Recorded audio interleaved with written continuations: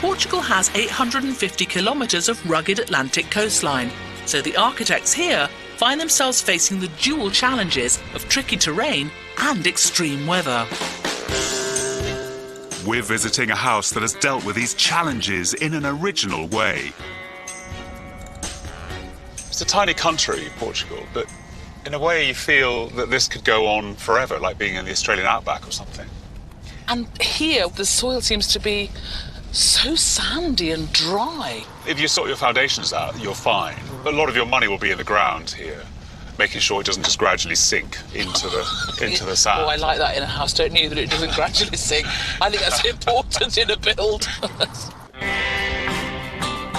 Oh, I can see it. I can see it. This house has been built on a huge 61-acre site for a free-spirited financier and his family.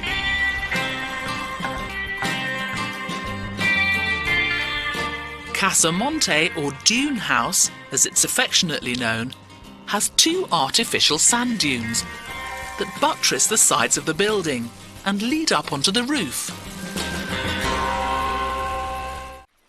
I like the fact that the path becomes the house.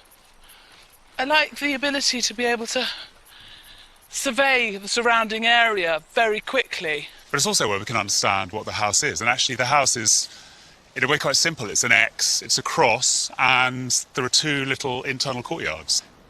It's lovely, isn't it? I mean, it's you can see into the forest.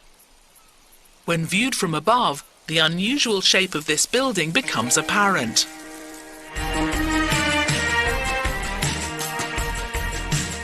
The illusion is of a modest house, half hidden beneath man-made sand dunes that conceal its true size. It's a fascinating building, a stylish secret den, nestling within a pine forest. This is the front. I always like what I call, in an old-fashioned sort of 1930s way, a storm porch. But also, I love this really raw, crude concrete. I mean, this is what they do around here. In England, curiously, we use it for really important public buildings. Here, this is the stuff you can make cottages out of. It's crude, it's raw, and it's cheap. Just like me. Just like you. I saw that coming.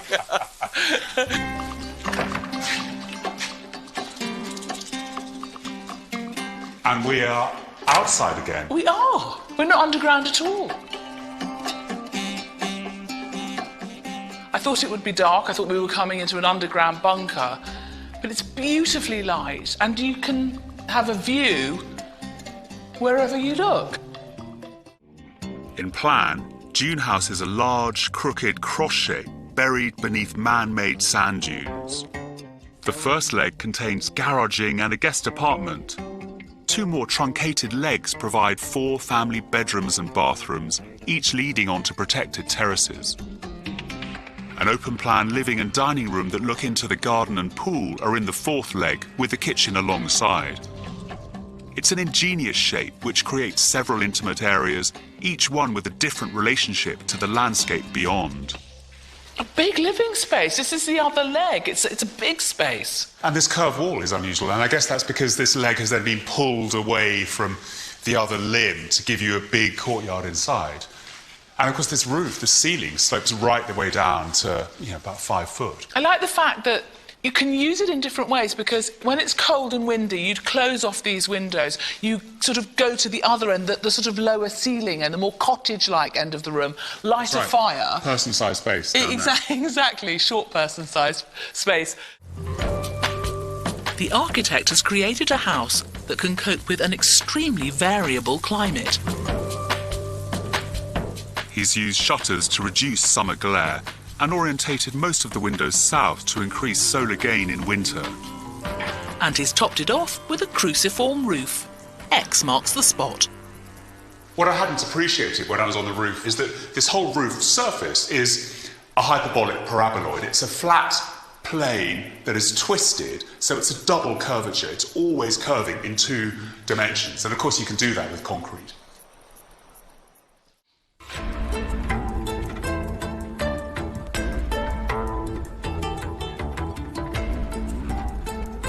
They've made everything out of it. They made the bed, the bedside table.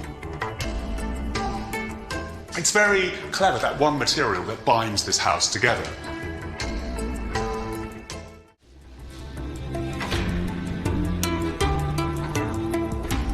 And beyond the house, acres of ancient pine forest. There are lots of things to enjoy about this house, but the thing I love best is its proximity to these pine trees.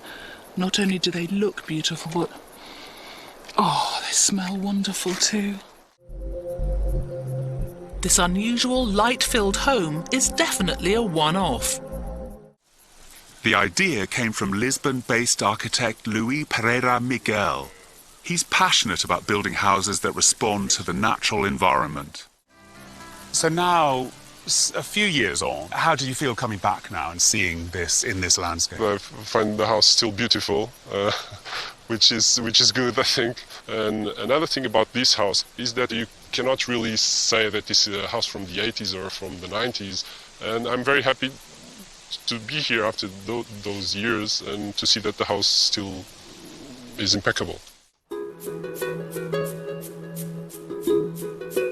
The house is a very discreet intervention in an unspoilt forest.